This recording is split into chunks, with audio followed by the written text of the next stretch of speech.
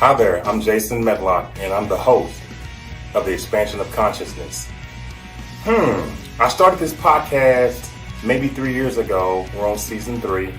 And the podcast is really designed to help people expand their consciousness. And that may be in your everyday life, that may be in business, that may be moving away from a situation that could have been life-threatening, expanding your thought process, using spiritual modalities, using these modalities to help enhance your mindset. I moved into the coaching arena because I learned how to change my everyday life. And I started showing other people how they can do the same thing. Log on to Expansion of Consciousness on YouTube at Expansion of Consciousness. And if you want to know more information about this wonderful event where I'll be honored, log on to pwetv.com. pwetv.com. We'll see you there.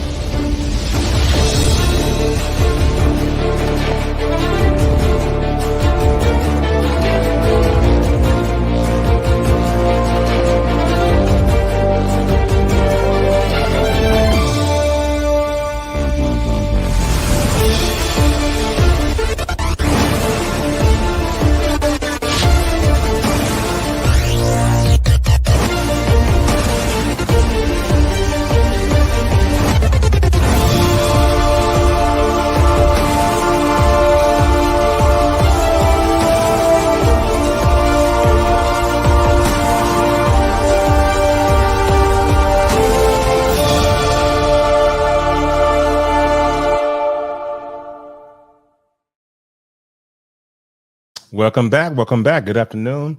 I'm Jason Medlock, and welcome to the Expansion of Consciousness. We have a very, very special guest tonight. But before we get to that, we've spent a lot of time on this show talking about how to improve yourself, different ways to experience meditation, different techniques, tapping, using a number of modalities to improve your life. Helping with mood swings, helping with depression, all types of things. But tonight, we'll be focusing on health and wellness by the fabulous Annie Delre. I'm sorry, I don't want to mispronounce her name, but we're going to bring Annie on, and she is absolutely fabulous, guys. And we're going to learn a whole lot about health and wellness and about how we can use, different techniques to keep our bodies and our minds tuned up in shape. But Annie Delre is a national board certified health and wellness coach who has worked with hundreds of clients to help them achieve a life of confidence, wellness, and success. Her mission is to empower all women to be strong, independent, and confident. Along with multiple certifications, she's earned a bachelor's degree in psychology and a master's degree in integrative wellness coaching. Her master's capstone project was titled Health Coaching as an Effective Tool for Managing Stress and Anxiety. Annie is certified in multiple modalities: integrative wellness coaching, life success coaching, neuro-linguistic programming, which is NLP, which I love, clinical hypnotherapy, and I'm a hypnotherapist as well. So we're going to have a great conversation, and emotional freedom technique. Did I say EFT earlier? This is awesome. Originally from New Jersey, she now calls beautiful San Diego, California, her home. But without any further ado, we're going to go ahead and bring on Annie. Hey there, Annie. How are you? Hi, I'm good. How are you? Good. I'm going to tease you a little bit. I saw you in the background when the intro came on, and you was like, "Yeah, let's get this thing going." I thought you were looking at me playing with my hair too. I was like, "Okay." Yes. So how you doing? I mean, there are a lot of different. We have a lot of different commonalities, and I just enjoy having conversations with people that do the same thing, or we're similar in what we want to give back to people and what we want to coach and teach about. And your background is just so interesting, and I just love it. I love it. Thank you. Thank you so much. I appreciate it. Yeah. So, certified as a health and wellness coach. But before you did that, Mhm. you were going to school, learning all these disciplines, getting your doing your master's, your capstone project. Yeah. You knew exactly what you wanted to do. You got the bachelor's degree in psychology, the master's in integrative wellness and coaching. Talk to the audience about uh, something happened before all of this took place. Something shifted you Right. and moved you in this direction, and we want to know that story. What happened? Okay. Well, and I think most mental health care professionals can relate. Growing up in a dysfunctional family. Yeah, When yeah, you got to or do it. even if it wasn't in your household, in some Yes. type of environment like that. Um, and I have 5 siblings, so there's 6 of us. So imagine a house with 6 kids running around, right? A lot of different Uh, personalities. that is such a beautiful way to say it. That's how I started studying people because it doesn't Wow. matter that you all grew up in the same house. Wow. Wow. Um, so yeah, that was definitely piquing my interest. I'm like, "Whoa, people are wild. I need to understand this more." Oh my God. Yeah. So wow. So actually you kind of looked at, hey, I grew up like this. And some people grow up and their parents have certain diseases, and that's what drives them to want to be a doctor, Yeah. or drives them to want to if a loved one is in jail, they're gonna grow up to be a lawyer because they don't want anyone have to go through that again. But you chose that route. You were studying siblings and studying family dynamics. And so that was an interesting route to take, and not like other people have maybe have taken a different route. So when you said to yourself, "This is what I want to do. This is how I want to grow myself and live my life." What were the things you were saying to yourself? What were the steps you were taking to get Mhm. ready for psychology, and so forth? I think first I got clear on my why, which is something I have all my clients do when we talk about goals, but the Hmm. why, and it has to be strong enough in order to succeed, right? Yes. So my sisters are twins. They were born when I was 12 years old. Hmm. And when I say I'm obsessed with these gals, I mean the word obsessed was invented for my feelings towards these human beings. So they were born and I was like, how can I be a role model? What can I do better? What how can I make their life easier? Pretty much Yes. that was the question. How can I make their life easier? Um so my why, right, was I want to go to school. I want to inspire them. I want them to know that even if your parents don't pay for school, you can go. I want them to know about scholarships. Do you know what I mean? Yes. I want them to know that if they do want to be a stay-at-home mom, that is acceptable. College isn't for everyone, but showing them it is possible. That was the a big influence was wanting to be there for them. And I don't know if I'm going too off with this question, but I believe it may touch on this is the difference between therapy and coaching. So when I was in psychology, they really focus on therapy, which makes sense, right? That's not like a foreign concept of why would they do that. But what I learned is the differences of therapy, and you may know this, but I'm just going to say because other people are listening, right? So um, therapy is coping with the present because you're healing from the past. You're focusing on the past, you're unpacking it. I think everyone needs a therapist at one point in their life. I think therapy is an amazing field. But the difference is coaching, you're talking about the present and more importantly, the future. Yes. And I'll even stop clients if they tell a story for 2 to 3 minutes. I'll gently stop them and I'll say, I appreciate the background, but what did you learn from this? And what are we Mm, doing next? mm. In a gentle way. I give them the heads up in the beginning that I may do that, just to share that. So, but your background is so diverse. I mean, Mhm. coaching. I mean, you use it as an effective tool for managing stress and anxiety. You also use health and wellness in different aspects to improve a person's life. NLP, and I know that NLP is heavy. That means that you really know how to use the language. you really know how to say things the way in a way that clients fall in love with you, or fall in love Thank with you. your work. So NLP is very, very awesome, and we're going to get to that in clinical hypnotherapy, EFT. So when you speak about, yeah, you know what I Mhm. mean? So when you speak Yes. about therapy, I'm like, okay, which modality is she talking about? Oh, just the differences as because Yes. a lot of times when people study psych, they're like, "Okay, go get your master's in counseling. Now it's time to get your license as a therapist," right? Mhm. And I realized, although that's an amazing field, that's not the population I wanted to serve at that time. I wanted to Yeah. serve with the people who were more focused on the future. So I think that's what led me in my studies. It was first like, let me understand humans. I just want to know the psyche. What's going on? I And then the know. next is, well, of course, you have the same drive. I'm sure these are passions. This isn't just Yes. something that we were like, oh, this is cool.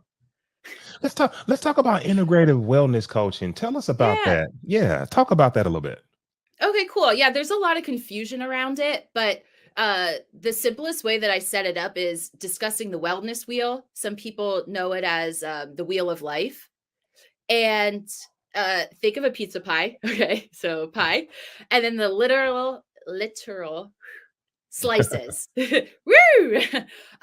So this is financial, environmental, relationships, um, physical, and realizing that we are mind, body, and soul. There is more than just our physical body. There is more than just our mental health. They're all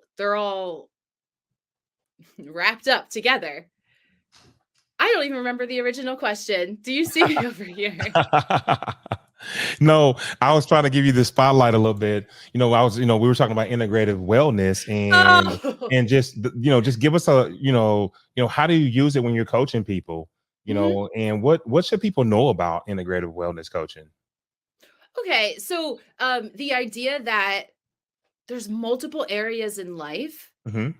and that's a beautiful thing because usually when you're struggling, you're only thinking this one thing matters.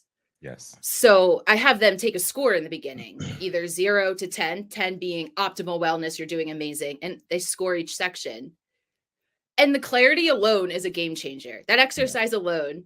Um, and then they realize, hey, I'm not ones and everywhere. I thought I was, but you know what? I have a good relationship with my kids. I have a healthy relationship with my parents, and I have a good church community. I'm just using an example. Not all my clients have a church community. Just, but they're suffering with financial challenges, and that's all they see. Oh, finances are ruining everything. They're ruining everything, but they don't realize. But you have a support system, and some people scored 0. Right.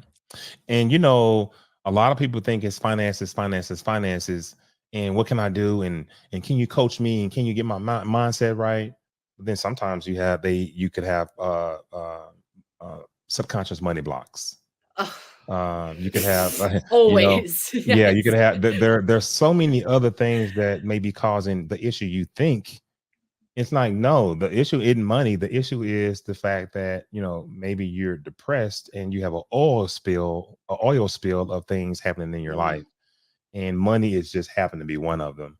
And I like what you said about, scoring your clients, having them do the scores, because we have to come up with creative ways to show our clients, hey, you're maybe not hitting on all the cylinders you think you're hitting on, because if I can put these lists of questions in front of you, and you answer them honestly, we start to get a picture of where the pain is, where the disruption in your life is, whether it was a past life mm. or whether it's a current life. So I just like all types of coaching and the way people use different techniques. And I'm dying to get into neuro-linguistic. I'm because to I want to do it, but then when I became a quantum healing hypnosis Mhm. practitioner, I said, well, why do I need NLP? And I started reading books on NLP, and I'm like, oh my God, NLP is really what it's an amazing, amazing modality, amazing tool. Talk to us a little Yes. bit about how you started that journey and what made you go that way. So Actually, funny enough, as you mentioned before, I'm from Jersey and I moved to California. And why I moved here was because I got into a master's program for speech pathology. Yes. And I thought it's a safe career. Everyone needs speech. Like speech therapists will be needed, as far as I know, forever. You could get a safe job. You'll be a coach on the side. Coaching will be your side project. Obviously, I dropped that program and got a master's in something else. But even then, and that's on a superficial level of look at the importance of speech and how people perceive you and even how you deliver yourself. And then I guess I realized more of the, let's say, woo woo, right? That's what some people call it. Yes. Of, oh my gosh, you got to speak to the unconscious mind. Wow, your conscious mind is this like, is not as important. Or the importance of let's take things from the unconscious mind into the conscious mind. That's what I should say. But understanding the effect of it, like the importance, and even teaching that, allowing people to know, like, guess what? You think you're functioning from your conscious mind. You think you're like making these decisions. And I'm sorry, but you're not. Yeah. It's just not the truth. And I won't say that I get into it a lot with majority of my clients, but the idea of past lives, and this may be generational. So this may be something that you're holding on to that is hard to even unpack, because it's not like, oh, this childhood trauma happened, so let's talk about this. It's like, no, my family grew up in the Great Depression, and I didn't realize that this is leading to my scarcity mindset around money, or just a random example, right? You know, when Just you say pulling it up. scarcity mindset around money, Yeah. it could be something as small as, let's say your mom, let's say you guys are middle class when you're growing up, Mhm. and you wanted this or you wanted that, and you're like, we don't have any money for that. We have money for this, money for that. Those are money blocks. Those are subconscious money blocks that you take into Mm. your programming. And as you get older, and it could be a number of things, hey, I'm not going to buy these expensive shoes. I mean, my mom taught me, or my dad taught me, just buy you a good pair of shoes. Good It pair. was a good advice, but it programmed you to be limited into thinking subconsciously that I shouldn't make a lot of money. 150,000, $200,000. That's too much for me. And you develop all of these hangups about money that you didn't even know you had, but that was programmed when you were young. Totally. And the idea of your unconscious mind is 100% open between birth and 7 years old. Yes. And Yeah. parents all the time the kids don't know. They don't know what I'm saying. They're so young. They're not going to remember this. That's not true. It's downloaded immediately into their brains. But no one Exactly. taught them, for the most part. You don't know what you don't know. Mhm. Well, one of the things when you think about it, the Mhm. way the Western culture is set up, religion is really big, and religion is more of a following, rules, of engagement on how we pray and how go through church service. But spirituality is more of a relationship with God, just a relationship, one-on-one relationship, and just an openness. So, we grow up with all these things around us that our subconscious mind picks up. Whatever our environment is, that's what we grow up learning. And to unlearn those things and create new habits, you need a coach. You got to have someone that can really, really unpack with you and help you make that switch and move into your best life. Yes. And it's funny you say that, because I grew up in a strict Catholic home. Hmm. So that says a lot about a person's childhood when you grow up in any strict religion, I think.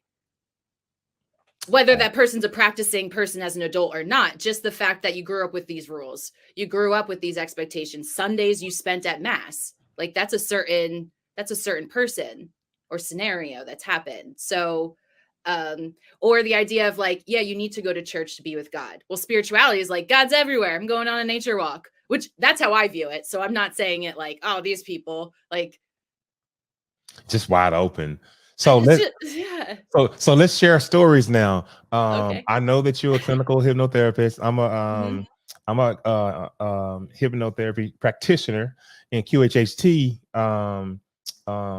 practitioner. And what are some of the talk to us about hypnotherapy. What are some of the things that you've experienced with clients, and some of the ways that it has helped clients? Maybe change their life, maybe get in touch with a loved one, or talk to us about the way you use it, and the success you've had with it. I would say on a more somber note, I would say one of the most significant ones that stuck out was a man remembering his sexual abuse, Yes. and me being the first one to hear about it, or even having that unlocked. Um, and he sobbed, and then he told me, "I've never felt better in my life." Mm, And obviously, you hold space for the person sobbing. I don't want to act like I just brushed over that. You hold right. space for them, but I wasn't rushing his feelings. And Right. this is a little, like, I guess, logistics part of hypnosis. It's so hard to put into a timing specifically because you don't know what's going to happen. So, does that make sense? Oh, absolutely. Absolutely. Okay. Mhm. Yeah. I'm sure you've experienced that as well. If something especially traumatic were to come up. Yes. Yes.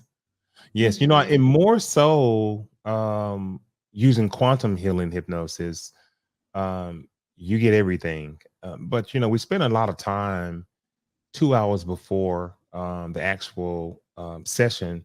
We just spend that time interviewing. And I know in regular hypnosis, interviewing is the most important part about it. That's the most important thing to a person being able to undergo in hypnosis. The interview process, you have to really, really, as the practitioner, really, really, really understand the issue, but make them comfortable with you, making Yes. the client comfortable so that they can go into trance. And for the audience out there, if you ever consider using a hypnotherapist, really, really, really go into the session knowing that I cannot wait to Yes. experience hypnosis. You have to set your intentions. Number one. Number two, you have to trust, trust, trust. Number three, you have to Mm. visualize, visualize, visualize.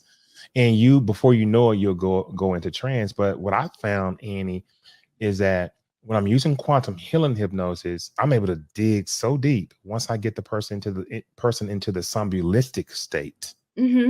And when I can get them there, I can access the subconscious mind, and I can access previous lives. Now, when I do the past lives, I'm really trying to figure out where the issue was, because your subconscious will show you what it feels is appropriate for you for this particular lifetime. It will not show you anything that's not appropriate. So when you are delving through these past lives, you have to wonder, okay, what do they mean? And so the first question I ask when I move the client from the past lives and I call on the higher self, Mhm. okay, why did you show Annie the past life of her um, working in the farm with her mother?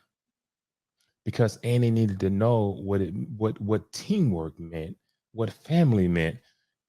The client actually talks back to you, but it's not their voice. It's it's an intelligent, brilliant voice that comes through. So I've had a lot of Mm. different experiences. I mean, one of my clients, when I brought her down from the cloud, Yeah. when I brought her down, I said, "Look below you. What do you see? What do you see?" And when she got on the ground, she was running. She said there were men chasing her, and they're trying to get me. And she was like in the bed, like, Oh my goodness, I bet, right. that's one of my funny stories. Oh my goodness, and you're like, "Tell me everything." But It's amazing. Hypnotherapy is amazing. That's why I was dying to know the experiences that you had with it, but it's really amazing. And on the flip yeah. side, I get people calling. This is for the audience as well. People call me for sessions, and I know you've gone through this too, and they want 1, 2, 3 sessions. No, that's not enough. You need at least 10 to 12 sessions to clear up weight loss Mhm. issues, to clear up smoking, to clear up whatever the impediment or the hangup is. You need a number of sessions if you're going to use hypnosis. 1,000%. And I compare it to people like, physical training. You wouldn't just go once and build your muscle. You're not going to get toned doing it one time. And they're neuro pathways. Like this is something we haven't tapped into before. So it's not going to happen like this. And I know I'm going back a little bit, but I 100% agree. The whole idea of bonding and feeling comfortable with your practitioner, that's 100%. I will be honest. There's one client that I did turn down, but because of their this isn't going to sound great. I don't know how to articulate it, but because of their darkness and anger, Yeah. and their anger, and I didn't want to invite that into my space. And setting that appropriate boundary, I gave them resources for people, other hypnotherapists, and also some therapists if they were open. But it's unethical, I think, to take people just for money. And Yeah, it yeah. is. And Julia Cannon, and obviously, everyone knows who Dolores Cannon is, who coined, not who created the QHHT, the quantum healing, her technique. And I learned from Julia.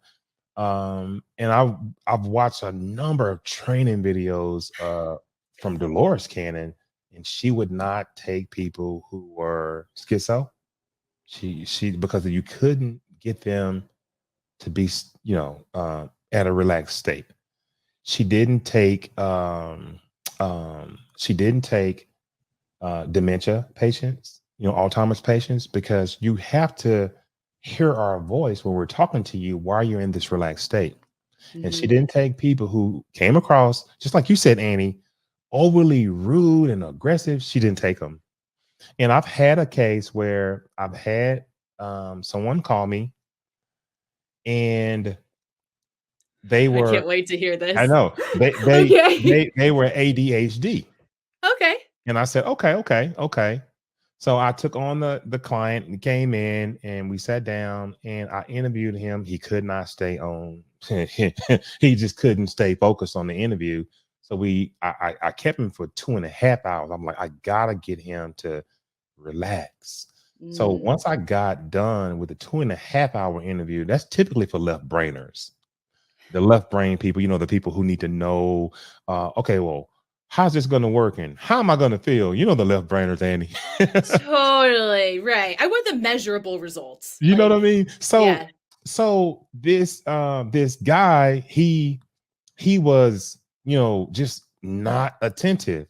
So we started the session, and every few minutes, the ones that do that, and then and scratching. He never let himself get into trance. So I stopped the session. I said, listen, I'm gonna refund you. I said, but Mm. I'm gonna give you some things, some tools to use, and you do this for 2 weeks. If you feel like you're able to, relax a little bit more, come back and see me. But he was not able to relax. And I just started to look at like different people, like you just said, that were angry, or if a person can't relax, it's not gonna work for you. No. No. And I wish people understood, like, do you understand that anger is just sadness? I feel so sorry that you're stuck in these bonds of anger, or bondage of anger, and not able to step into sadness. It's okay to be sad. Yeah. So, um, I know that wasn't exactly to your point, but just the idea of certain populations, and gently saying, almost like the phrase of, I don't think you're ready for this. This isn't the Yeah. time for you. But I love that you also gave resources. Like, we love what we do, right? People aren't a paycheck. So you do want to help them, especially if they're suffering right there in front of you. I've had to do suicide assessments during it. Wow. And Yeah. the audience may be wondering, oh no, I don't want to cut you off. Go ahead. Oh, no, no, no. The audience may be wondering, well, Jason, what did you give him? What or Annie, what do you give Oh, patients you can't work with? And for me, what I did was I gave him a incremental ramp up of meditation. I told him, I say, listen, this is what you do. And I wrote it down. I want you for 3 days to meditate for 5 minutes. I don't really meditate. I said, I know you don't, but just for 5 I minutes, can if you see, can, right? you know what I mean? Just Mm-hmm. Find some calmness for 5 minutes for 3 days. He says, okay. I said, now the next 3 days, go 7 minutes, go 10 minutes, go 12, and I said, this will help you start to be within yourself, start to get to know you, find a level of peace and quiet. I said, in 2 weeks, you could be up to 15 to 20 minutes. And if you're able to hold that level of serenity, Great word. then come back to see me. And I can guarantee you, I can get you the answers that you want, or I can bring the healing forth that you need. Did he come back? He did it. He said he was coming back. Didn't see him. Didn't show back up. But he would email, hey, I'm working on this. I love this. I can't wait to get back to you. Oh, Didn't see him again. yeah. I have experienced that too, but and when I in my mind, at first it would upset me, right? And not so Mhm. much like I was expecting that money, more of like, I can help. I promise I can help you. Just this, let's do certain steps first. But then the idea of releasing it, like it's just not their time. It's just not their time in this Yeah. journey. But I feel good that I gave the resources that I could. So, and tell me this: what do you find the biggest wellness challenge to people? And in your opinion, how do they overcome it? So in a general idea, Mhm. asking for help. That is their problem. That Yeah, is the biggest challenge. um the biggest challenge, or even I guess if we were to talk about the step ahead, Mm, ahead of that, acknowledging and accepting that it is a problem. right. Just acknowledging it, and then the step of reaching out for support and saying, "This is a challenge. I'd like some help with it." Mm, Um, I would say, and this is unconsciously, this is happening. I would say most people suffer with shame, and that's mm, leading to all these other areas. yes. Um, but kind of like when someone says they're angry, they're not going to say my root cause is sadness. They're not going to say that, right? So shame, or you say I'm anxious, you're not going to admit it's shame that I haven't gone to the gym. It's shame that I haven't saved money for my kids' soccer cleats. Like um, the idea of shame, but what I usually, it's like, put all that aside, okay? I just did all that. But what I usually concentrate on with clients is confidence building. Mm, Confidence building, and I'll have them take the wellness wheel like I talked about. I'll have them pick their top 3 areas they struggle with. Then we'll start with the number 1. And then what I tell them is most of the time all of these areas bleed together, and it's starting with confidence that will allow it to spread into all these other things and lead to success. well, how do you build confidence?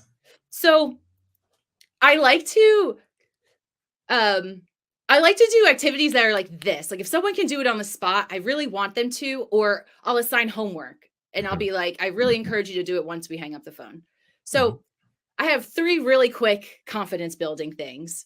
And someone can do it right now. Like someone can do it once they listen to this. So the first thing is take note of all the compliments you've been given. Friends, family, coworkers, strangers. For my clients who don't have a support system and they say, Annie, I don't have anyone to go to, or excuse me, someone says I've never gotten a compliment before. I say go to a family or friend and you ask them, what's one of my strengths? And then you take out your phone and you put it in your phone. Some people like physically writing, but most likely you'll have your phone on you at all times. Or right. so whipping out those compliments. This is awesome for when you're not feeling good about yourself, when you just took a hit to the gut, when you just got bad news, someone just gave you sass, right? You weren't feeling good about yourself.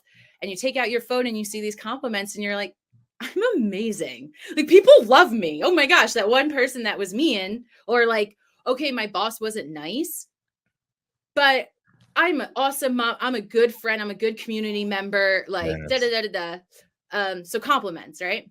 Yes. Next, sorry, am I just talking over you? Am I the rudest? No, you're fine. You're talking to the audience. I mean, we're Okay. excited to hear every word you have to say. Okay, cool, cool. Uh, the next one is achievements. The Yes. same idea of building this confidence. And usually when people hear achievements, they're like, "Oh, but I didn't graduate from college. I didn't buy my first house. I didn't get married. I didn't have a child." But achievements is big and small. Did you speak up in a meeting and you got out of your comfort zone? That's an achievement. You achieved something that you didn't do before. Mm. So achievements, that's another one.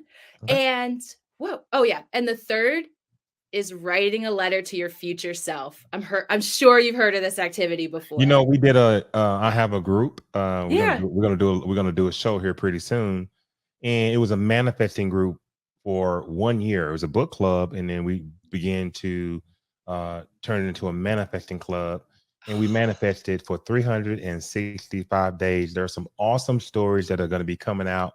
We're going to do Yes. some interviews, and we're going to write a book over this group. But one of the things that we did was scripting, and that was just what you said. We were writing letters to our subconscious mind as if we had already accomplished the things that we were looking to do. And we would Yes, I write could just one letter hug a week. you. Yes. Yes, I'm so proud that you did this. I'm so excited that you still have these amazing relationships. It's awesome that you're now a published author. Yes. Yes. Yes. And that's really big. Scripting is really big. And I learned the term Mhm. from a young lady who came on my show last year. Her name is Linda Stiludi. And she came on. She was awesome. I mean, when we got done with her show and did the show, we had like 15,000 views. So she came on and she did a great job, but she Yes. talked to the audience about scripting and how to use writing and writing in the future tense as if it's already done. For instance, I've even written, yeah, I'm sitting here reading, my third New York Times best-selling book. I cannot thank you enough, source. I cannot thank my guardian angels. I cannot thank my spirit guides enough, and for Mhm. all the people who helped me get to this moment. And I got to go to London next week to speak to, and I'm just writing stuff that as if it's happened, and it's called scripting, and it's fun. And a lot of things that we did throughout the year when we were scripting, a lot of Mhm. those things happened. I have found journals and been like, this happened. My vision boards. I'm Yeah. like, it's a year later and 75% of this board happened. Yes, vision board parties. We learned that in the law of attraction in The Secret. That's when I first knew what vision boards were. And my sister has done a vision Yeah. board party every year, right after New Year's. Every year for about 7 years, we've had a huge vision board party. But I want to show you something right quick. I want you to tell Yeah. me, who is this? Okay. So, I mean, I don't want us to run out of time, but talk to us about this fabulous website and the things that you're doing, the Okay. lives that you're touching. Give us the go ahead. Give us everything. Sure. So I have worked with hundreds of men and women, but I was gonna say I prey on. What is wrong with me? I I market mostly to women. Oh my Yes, goodness. Where did that come from? you're fine. Like, was that in my unconscious mind? That's terrible. Um, I got distracted from the movie. I'm like, this is good. No. Right. I do one-on-one coaching and group coaching. I actually just announced to people that I'm doing a April group coaching for women. Um, and I just got really heavy into public speaking and putting myself out there. Well, hence podcast, right? Mhm. And what else? Oh, and I'm a recent author. Yeah, I published a book, and it was for young women in high school. Wow. Okay. Oh, Yeah. wow. Um, I don't know if it's appropriate to say because it's called SHIT. I wish I knew in high school. Oh, it's very appropriate to say. The name of it is Shit I Knew in High School. I wish I knew in high school. I mean, hey, Yes. some of the titles, and I learned this by Hmm. working with Jack Canfield. and he, obviously they put out a number of New York Times bestsellers, and the title has to grab the attention. It has to be an awesome title. And I often tell my guests when we start talking about their books, because most of the guests have books, but I often tell them, I have a book coming out, The Expansion of Consciousness, the Infinite Abilities We Possess from Within. And these titles mean a whole lot. So I love your title. There's nothing wrong with it. Oh, thank you. I didn't know if you were like that curse word, like, No, oh, no, we're not Annie. on. This is not a religious show. Although people try to pigeonhole it to be, and it's not. It's about using spiritual modalities. It's about how we use them to coach, how we use them to coach people in business, how we use them to improve our daily lives, how we can overcome depression. So we're not, Pastor Ann and Pastor Jason. No. No. No. So you have master classes here as well. Talk to us about that as well. Yeah. Oh, I absolutely love that you're looking at this. Heck yeah. I actually just did this class last night, and then I made a site for it and I put up the recording. So if you were to scroll a little down, the entire class is there. Or it's just a little more up. Sorry. I'm telling you to go up and then down. But there's the recording. And think of confidence and goal setting one-on-one. It is nothing too heavy. It's kind of like the basics and just getting people excited again about setting goals. And I do share the confidence tips that I gave because let's let the audience hear it. Oh, okay. There we go. Okay, so actually we're gonna start with, but it's 57 minutes. Welcome. Yeah, that's what I was like. It's really long. No, but if you want to take a random part, so excited you're here. Don't feel pressure to stay on camera. Whatever you're comfortable with. If you do want to stay on camera, great, because then I can read your facial expressions and know that everyone. And we'll go right here in the middle. Honestly, cool. To be honest and vulnerable with you ladies, I think one of the big challenges that it's going to present is sometimes because I love what I do, I can get really excited. And I know that if a challenge isn't going to be not pursuing these speaking opportunities in person, the challenge is going to be not thinking about it while I'm on vacation. We did a we went over. Go ahead. I'm sorry. Go ahead. I was teaching about SMART goals and I had time left. So I was like, all right, who wants to talk about their goals? Let's do it right now. We're doing the format. And they're like, okay, a girl raised her hand. And I was like, what are the challenges? Okay. How are we going to fix this? I just went into it because that's what happens when you love what you do. You're like, all right, I have time. Here we go. So I want the audience to know how to find you. www.Annie Delre.com, AnnieDelre.com. And don't mistake Annie's cheerful and jubilant personality. She's deep. She has credentials. She has worked with several hundred clients, and she knows her stuff. But it's okay to come on and be jazzy and be fun, but understand that Annie's very, very skilled. And if there are women out there that really are struggling, maybe struggling with self-confidence, or maybe struggling with different things in their life, and maybe trying to build themselves with mindful practices, go to Annie's website, www.anniedelre.com. Okay, so tell us, and I said mindful a minute ago, why is building mindfulness practice so important? Well, I said the phrase earlier of you don't know what you don't know. Right. So building the mindfulness is the first step to behavior change. So I tell people, first you educate yourself, then you build that mindfulness, and then it equals behavior change. But if you didn't even realize it was a problem, how the heck are you going to work on it? Yeah. I'll give it, this is kind of a silly example, but I worked with one man and he was a driver and worked crazy hours. And he was there talking to me about anxiety, all right, and his extreme anxiety and panic attacks. And I asked him, of course, about his lifestyle. Come to find out, this man is drinking 5 energy drinks a day. Oh, God. I asked him, how his heart didn't explode. First of all, I asked him how his heart did not explode. And then I shared that this is 1000% relating to the anxiety. There's other things, right? I don't want to say that's the only thing, but he didn't even realize that that was insane because people in his field do that. It's just common practice to do it. So something such as that of, what are you drinking and eating?